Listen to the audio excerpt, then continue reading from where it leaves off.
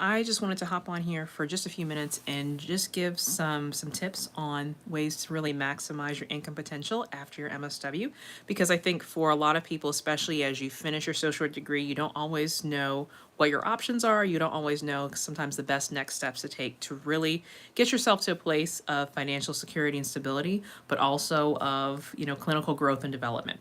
So the number one thing I think that's important to really focus on, especially as you're in an MSW program, is really figuring out the licensure piece. Each state has different regulations and different rules regarding whether you can take your test after graduation or whether you have to wait to get your clinical hours to do so. So make sure that you really clarify for your state board how many hours you need to take as far as to get your clinical license, and also the process for the testing process and what that application process is. For some states, you have to apply first to the state and then get approval to take the licensure test. For other states, I believe you can take the licensure test first. So depending on the specifics of your state, make sure to follow those guidelines. Your state chapter of the NASW, their website is also sometimes a great place to look just to get a simplified version of what the licensure requirements look like.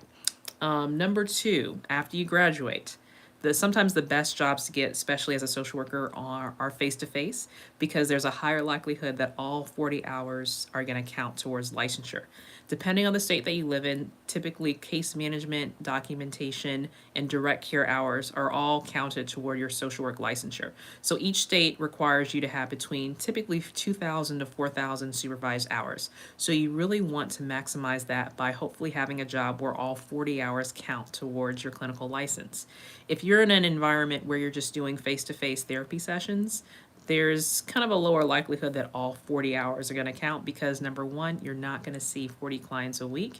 And it may also be harder to get a consistent caseload because people, can be flaky. They have life happen. Your caseload can, fluctuate, depending on the agency that you're with and also depending on the demand. So those hours may not necessarily be as consistent as you would like them to be.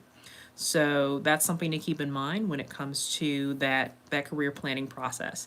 Oftentimes, careers within healthcare systems, whether you're working as a therapist, whether you're working as a medical social worker, whether you're working as a case manager or discharge planner, typically those types of roles are the roles that would count for clinical licensure. And so that's also a big thing that you want to maybe ask about in an initial interview when you're, applying for jobs, is asking about their supervision policy. And hello, welcome. It's great to see you all. Thank you so much for joining. I'm talking just a little bit about some steps to take with your MSW. So hi to those who joined us already.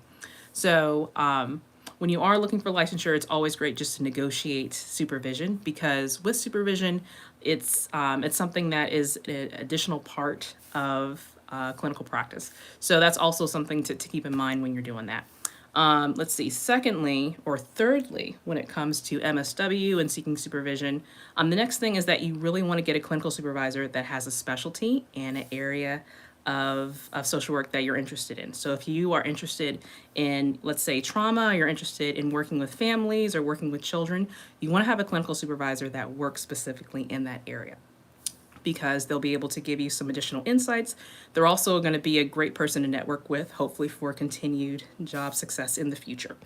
Additionally, another thing that's really helpful, especially when it comes to maximizing your income potential as a social worker, is to start something small that's not related to licensure. That means you're working on something like curriculum development, you're doing some type of support group, you are, let's say, facilitating some type of classes, you're collaborating, or doing a consulting with a local nonprofit.